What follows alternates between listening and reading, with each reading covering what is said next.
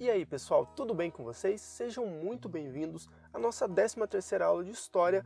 Na última aula nós falamos um pouquinho sobre Guerra do Paraguai, vimos como ela interfere, como que ela ajuda na realidade com a crise no Segundo Reinado. E nessa aula a gente dá continuidade a esse momento de crise do período do governo do Dom Pedro II, e a gente vai falar hoje especificamente, moçada, de alguns principais motivos para a queda do Império no Brasil.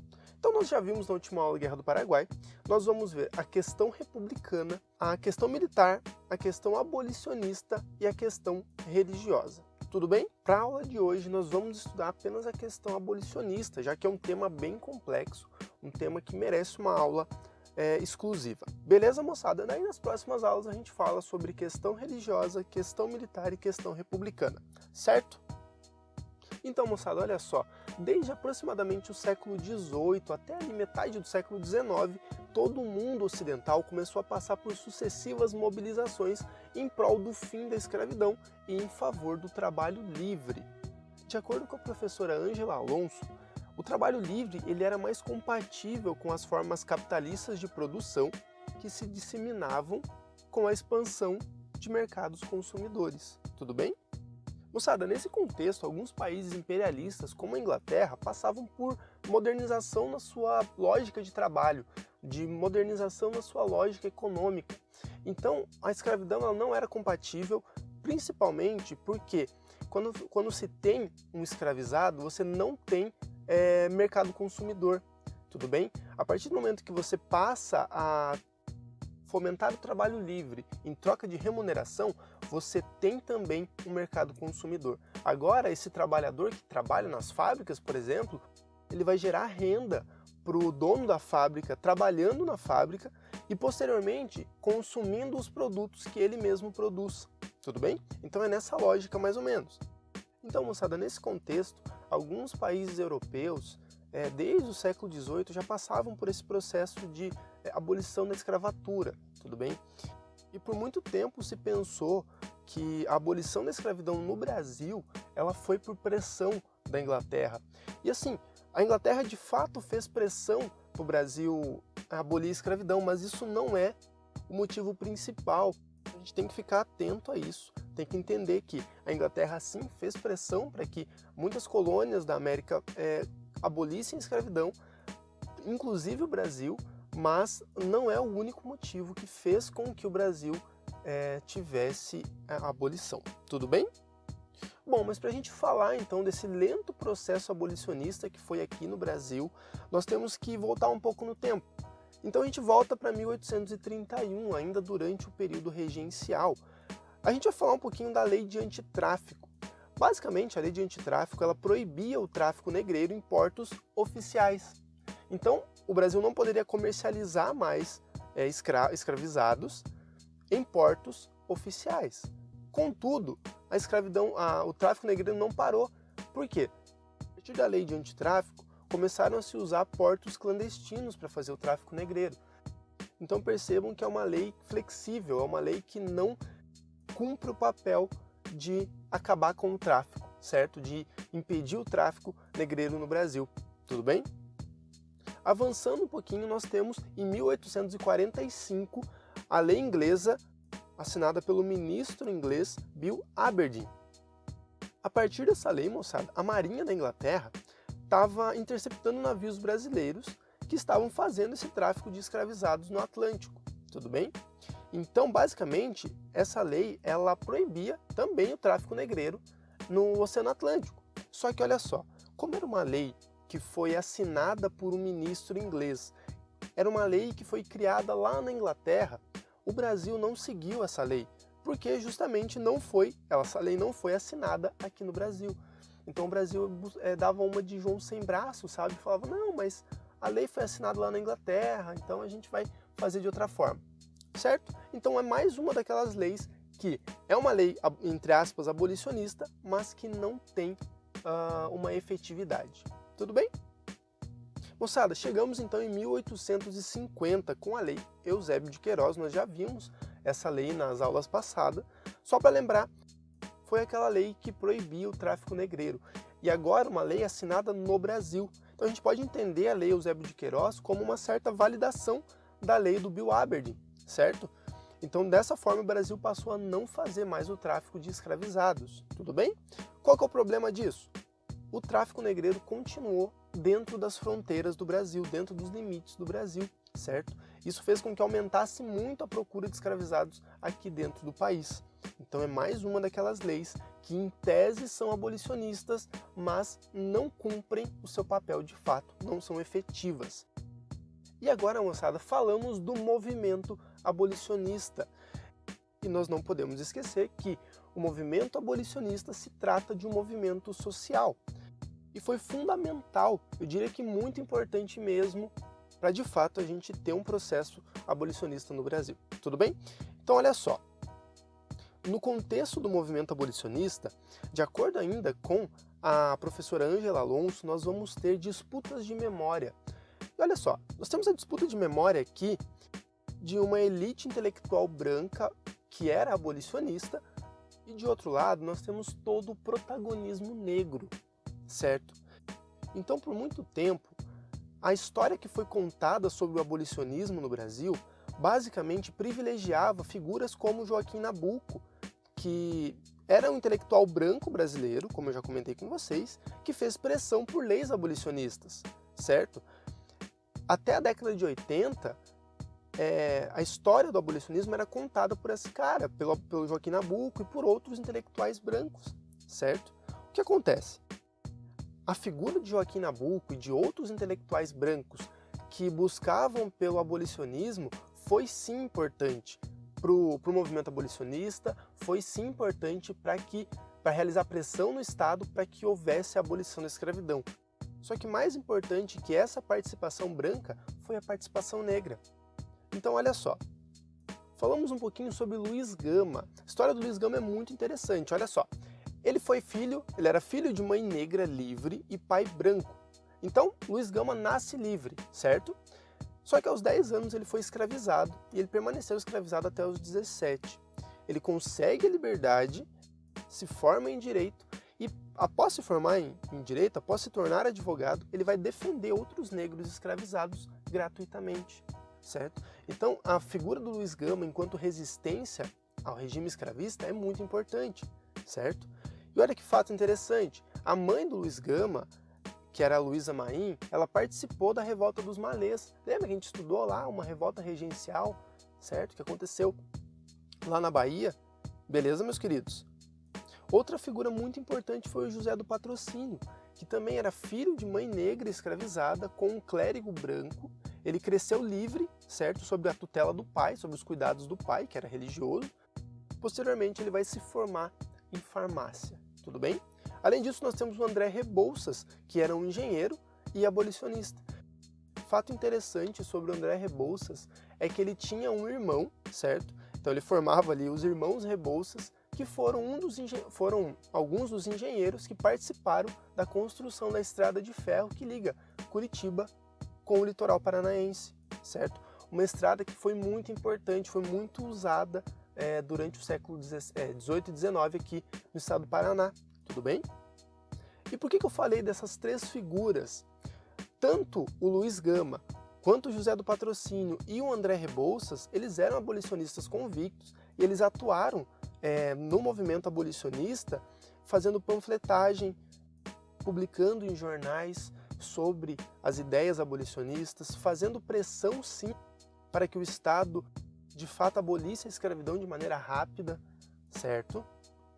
E é claro, moçada, que aqui a gente ainda não vai entrar em detalhes, mas existe toda uma luta contra a escravidão que vinha dos próprios negros escravizados, por meio de revoltas, rebeliões e assim por diante, tudo bem? E como essa aula ela é uma aula introdutória, não tem como a gente falar de todo o movimento abolicionista aqui, ela funciona mais como um disparador, para que vocês possam eventualmente ler um pouco mais sobre isso, beleza? Mas vamos continuar. Todo esse processo do movimento abolicionista fez sim pressão para o governo e a partir disso a gente começa a ter a resposta do governo. Só que o governo ele vai trabalhar com a abolição de uma maneira muito lenta. Então a gente vai chamar esse momento de lento processo abolicionista, certo? Porque o Estado brasileiro vai fazer com que o movimento abolicionista seja algo muito lento, muito demorado, muito gradativo, tudo bem? Então olha só, em 28 de setembro de 1871 vai ser promulgada a Lei do Ventre Livre. A lei basicamente previa que filhos de escravizadas que nascessem após a data da lei seriam livres, mas somente a criança seria livre e não a mãe. Então percebe? É o governo falando assim, a gente vai acabar com a escravidão. O filho não vai ser escravizado, mas a mãe continua escravizada. Então é uma maneira meio estranha de acabar com a escravidão, certo? É isso que eu estou falando para vocês. O governo ele foi postergando, ele foi retardando o quanto pôde para poder abolir a escravidão. Tudo bem? Mas olha só, a lei ainda previa que a criança ficaria aos cuidados da mãe até os 8 anos de idade. Após isso, o senhor, o dono da escravizada, poderia decidir o que ele ia fazer com a criança. Então o senhor de escravos poderia decidir se ele ia entregar a criança para o Estado e receber uma indenização de 600 mil, ou ele iria utilizar os serviços desse jovem até os 21 anos. Então, como assim a criança nasce livre? Se ela fica, ou depois dos 8 anos, vai ficar aos cuidados do Estado, ou vai ter que trabalhar sem remuneração até os 21 anos, certo? Então percebam como essa lei do ventre livre, ela foi mais uma lei, aquelas famosas leis para inglês ver, uma lei que existe, mas não tem o objetivo de fato de fazer alguma coisa. Essa, meus queridos, é a característica do processo abolicionista no Brasil, beleza? Olha só, moçada, fica claro que a lei ela favorecia muito mais o senhor de escravos do que os próprios escravizados, tudo bem? E mesmo assim, o projeto ainda contou com muita oposição dos donos de escravos, certo? E quem eram esses donos de escravizados? Eram os fazendeiros, os grandes latifundiários, principalmente os latifundiários do café, os cafeicultores, beleza? Olha só, outra lei que caracteriza esse processo lento abolicionista é a lei do dia 28 de setembro de 1885, que se chamava Lei do Sexagenário. Olha só, essa lei previa que escravizados acima dos 60 anos estariam livres. O que acontece é que por conta das condições de vida que os escravizados levavam nas fazendas, dificilmente algum escravizado conseguia chegar até essa idade. Então a lei do sexagenário ela foi considerada uma afronta para o movimento abolicionista, certo? Um desrespeito por parte do Estado. Então percebam que tanto a lei do ventre livre quanto a lei do sexagenário são leis abolicionistas, mas leis que não têm um real objetivo de fazer alguma coisa. Eu vou bater muito nessa tecla porque é muito importante que a gente entenda. Existiu por muito tempo a ideia de que o Estado brasileiro, de que o Império do Brasil, por meio da Princesa Isabel, presenteou os negros escravizados com a liberdade. Coisa nenhuma, moçada. Olha só, o Império, para não perder apoio dos fazendeiros, foi postergando o quanto pôde para poder, de fato, libertar os escravizados. Tudo bem? Isso, galera, depois da lei do sexagenário, vai nos levar, então, a 1888, 13 de maio, a Lei Áurea, que a partir desse momento acaba, de fato, com o regime escravocrata e criminaliza o ato, certo? A Lei Áurea ela é muito importante, só que a gente não pode reduzir o processo abolicionista à Lei Áurea, certo? A gente não pode achar que, em 1888, a Princesa Isabel assinou a Lei Áurea e todos os escravizados estavam livres. O que acontece, moçada? Eu preciso que vocês entendam isso. A Lei Áurea ela é resultado de um longo processo de luta contra a escravidão. De luta de quem? Dos próprios negros escravizados, certo?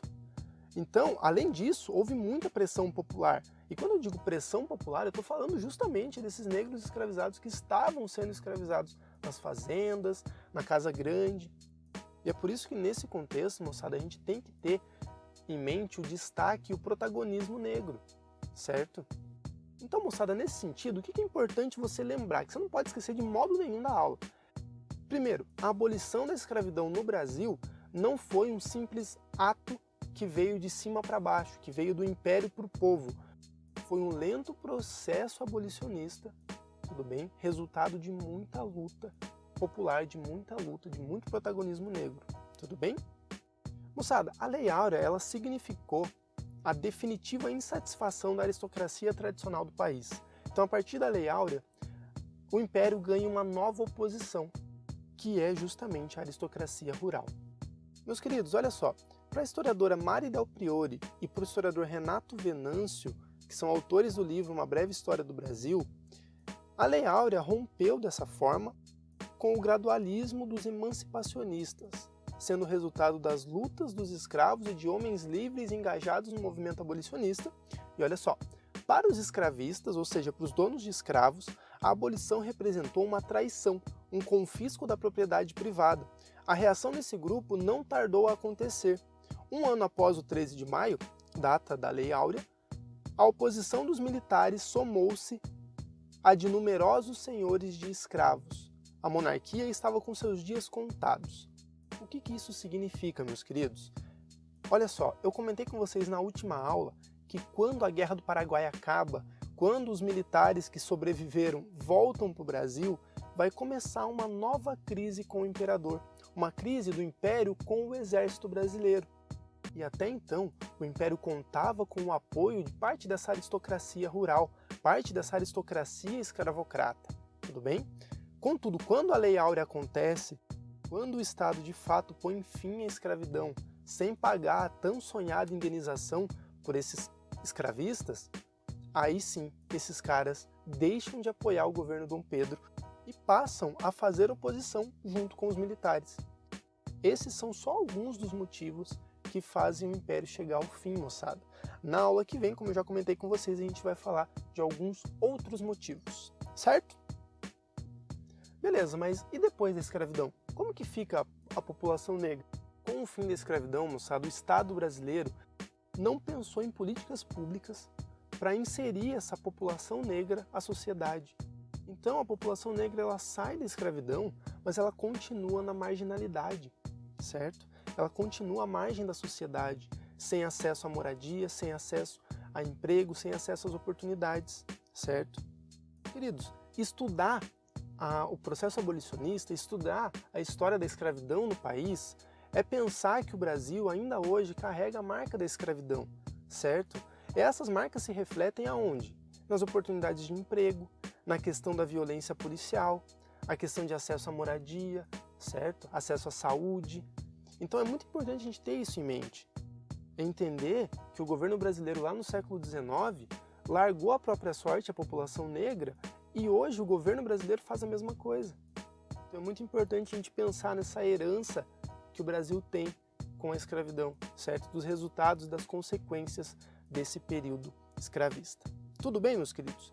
Bom, a aula de hoje também não tem questão para não ficar muito longa, mas eu vou deixar alguns conteúdos extras aqui para vocês. Vou deixar o artigo da professora Ângela Alonso. Se vocês quiserem, fiquem à vontade para ler. Tudo bem?